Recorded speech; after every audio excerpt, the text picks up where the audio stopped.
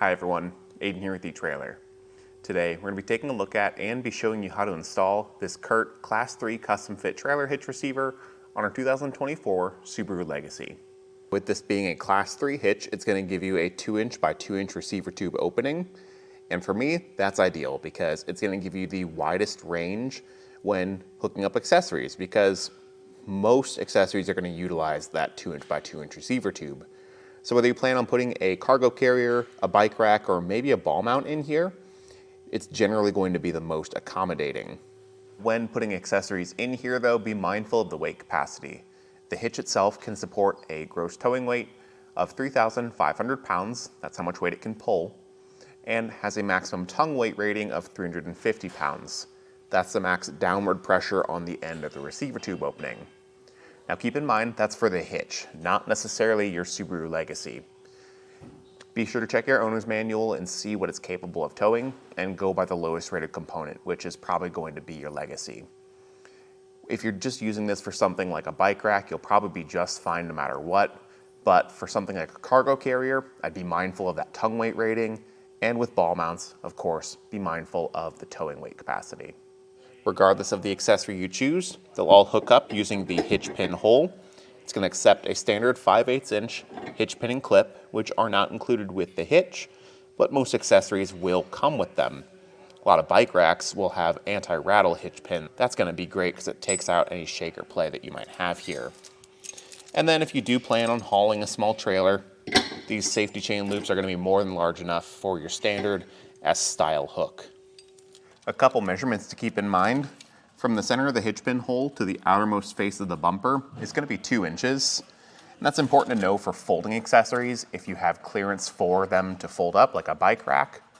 The good thing here is that the receiver tube does stick out past the bumper, only about 1/4 inch. So I imagine you won't have any issues really ever with folding accessories, because if it clears the hitch, it's going to clear the bumper. And then for ground clearance, from the top inside edge of the receiver tube opening to the ground, it's going to be 11¼ inch. That'll let you know if you pick up an accessory with a rise in the shank, how much extra it's going to give you, or if you do plan on using a ball mount, what kind of rise or drop you need to be towing your trailer level. With this being a lower to the ground car, I do want to also just get to the bottom of the receiver tube, and that's going to be about 8½ inches, which for ground clearance isn't too bad. The overall fit and finish here, I think, is great. Everything is minimally visible. The cross tube sits behind the fascia here, so the only thing you see is the receiver tube. And even that, you don't see very much. Like I said, it's really only the opening that sticks just a bit past the outer edge of the fascia, but it's not an eyesore by any means. This option from CURT comes in a glossy black powder coat finish. The powder coat will help it resist rust and corrosion over time, and that gloss finish might not be for everyone. If that's not for you, I'd recommend going with the etrailer trailer hitch. It's again a Class 3 hitch and installs the exact same way as this CURT, but it's going to have a matte black powder coat, which for some people might blend in with these plastics a bit better, and they might like the look of it a bit better. It really just comes down to preference at that point. If you like the glossy finish, go with the CURT. As for the install though, I know I said that the cross tube installed behind the fascia, which does mean you'll have to remove it during the install process. That's really the hardest part.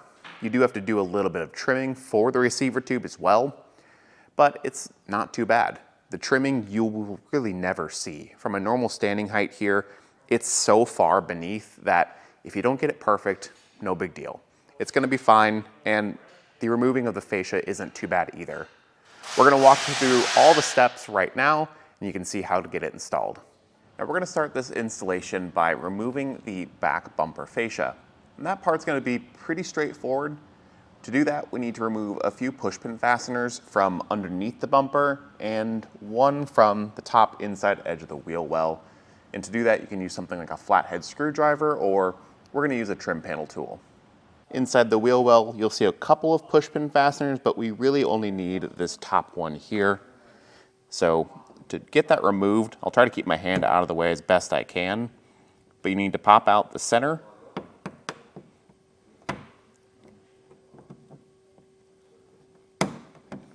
And once you pop the center out, usually you get the tool underneath the base there, or sometimes it'll come out all at once, but basically just lift that core and pop the base out, and that'll be the same throughout the rest of the push pins. Moving straight down from the wheel well, there's going to be one here and one further back. Those two both need to get removed. Back here, there we go. There's going to be 5 more in total, 1 in each corner, and then 3 kind of clustered in the middle here. You can ignore these corner ones because they're not actually holding that bumper cover in, and just remove these 3 towards the middle. For the driver's side, it's going to be the exact same as what we saw on the passenger side. 2 underneath and that 1 in the wheel well. With the push pins removed and before we get the bumper pulled off, we do want to cover up some of the seams with painter's tape. It's just something we like to do here to protect the paint so that whenever we're putting the bumper back on, we don't get anything scratching up these edges. So just grab yourself a roll, follow along this seam here on both the top and bottom, and that'll offer a good bit of protection. And before we pull that fascia off, we did find that we actually do need to remove these bottom 2 fasteners on the wheel well.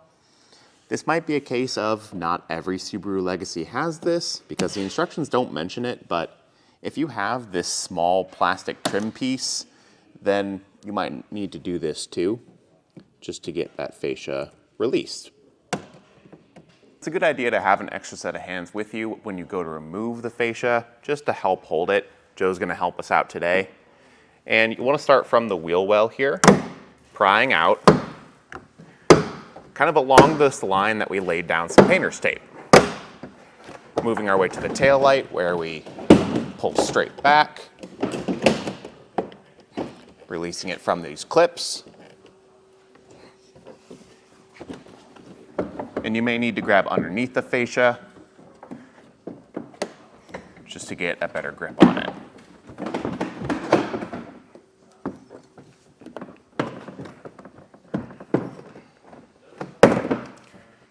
Right there, I was able to get a good grip to release that clip. We just got a few more clips in the middle that's holding this in place.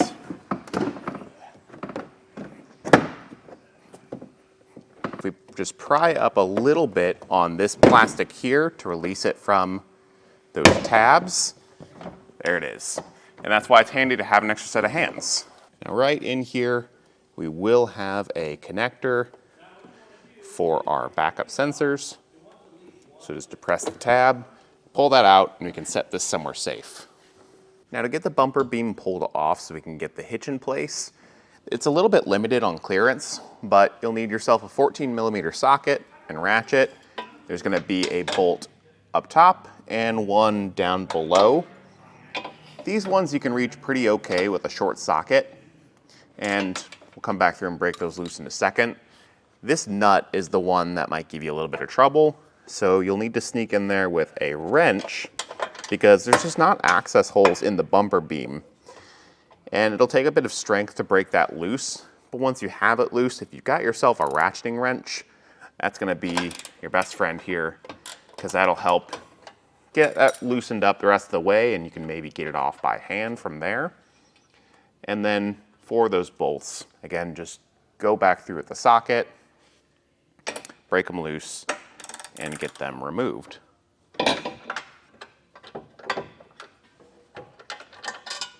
Now on each side of the nut, I'm gonna leave this barely on. That way there's something at least holding the bumper beam in place so that we can let this down a bit more gently. So right there, it's only got like 1 or 2 threads. I'll leave that and do the other side. I'll just remove the nut from the driver's side fully. All the other hardware is removed too. This side's now loose, and I can just get the last thread off of the one from the passenger side and just pull this off of those studs and again, set this to the side. So right inside that hole where the bumper was, I'm shining my flashlight right in the center where there's a plug. Not the one forward, that's a smaller one, but the bigger one further back. That's gonna correspond to a rubber washer slash plug that's going to be underneath the frame. We just need to remove that. If you use something like that trim tool that we were using before or a flathead screwdriver, you can pry that out pretty easily. But from here, we're going to take our fish wire that's included in our kit, push the coiled end up through, and pull it out the other side. Once the fish wire has been pulled through on both sides, you can take the hitch, feed it up into position. That fish wire, when you feed it through, needs to go up through the bottom hole and out through the front.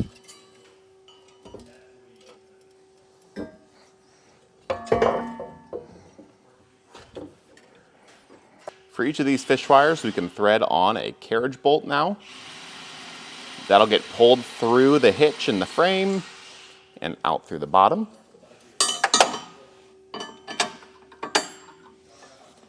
And once the fish wire is removed from the bottom, we can add our flange nut to the carriage bolt. To get this to start to thread, you can apply a little bit of side pressure on it. That way it doesn't spin around on you. And get this hand tight on both sides before continuing. Now that the carriage bolts are in on both sides, the hitch will hold itself up.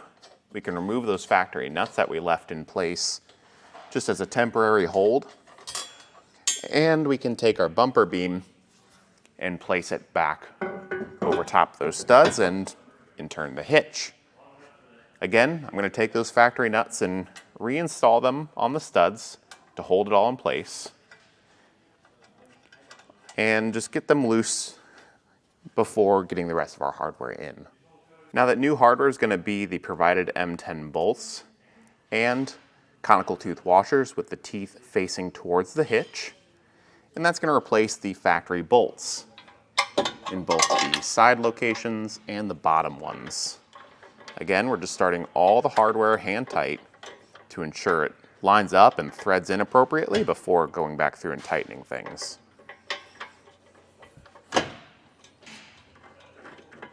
Now you might have to lift on the hitch, the bumper, both to get those holes to line up, but once you feel it catch, just thread it down a bit more and move on to the next one. Now I've gone through and tightened up all the hardware using a 17mm socket for the new stuff and that same 14 for the factory nuts. And I'm going to go through and now torque it down. You can find the specifications to torque these two in your instructions. It's important to note that the new bolts up top here will have different specs than those carriage bolts underneath. Now, if you're having trouble reaching any of those, you might consider actually pulling the bumper beam apart a bit. There's a few bolts and nuts inside here that will allow you to remove this cross beam and give you better access to those bolts. And then underneath, the side that has the exhaust might give you a bit of trouble, so you might consider just getting a pry bar and removing the rubber isolator that allows the exhaust to hang there, giving you a bit more room to access that flange nut. And aside from that, if you don't have a torque wrench, you can pick those up here at eTrailer, or you can typically check one out or rent one from a local auto parts store. With the hitch torqued down, before we can put the fascia back in place, we need to trim out a small hole for the receiver tube. So when we removed the push pins in the very beginning of the install, on the very back side we had 3 kind of clustered towards the center, but the middle one here is offset by just a little bit. This tab right here is the center, and all I did is mark out the edges here with the tab, and I measured up about 3.5 inches or so. It's not a bad idea to maybe give yourself a bit of extra room here so it doesn't hit the hitch, because realistically, this is so far underneath the bumper that you'll never see it. So if it's not perfect, it's not the end of the world to me. And it's going to make it a lot easier if that doesn't touch the hitch to align these pinholes whenever we put the fascia back on. So when you've marked out your location, you can grab some sort of cutting device. I'm going to be using a multi-tool, but a pair of snips or even a Dremel will work just fine too.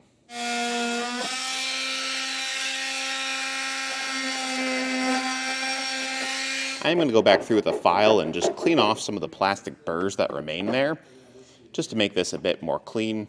But again, if you really don't want to do this, you don't have to. This isn't really going to get seen.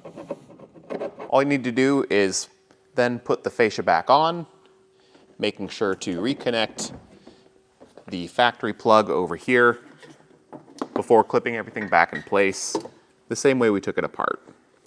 With the fascia back in place, all clipped in, you're done. It's overall a really simple install process. One of the things I like about it is that it can be done from the ground pretty comfortably. A lot of other hitches do require you to get underneath the vehicle a lot more, and with this, yes, you have to remove the fascia and it's a bit more involved there, but once you get it, it's not too bad, and the fact that you don't have to lift it and everything's pretty visible, I think makes up for that extra install time. But that'll do it for our look at and installation of the CURT custom fit trailer hitch receiver on our 2024 Subaru Legacy. Thanks for watching.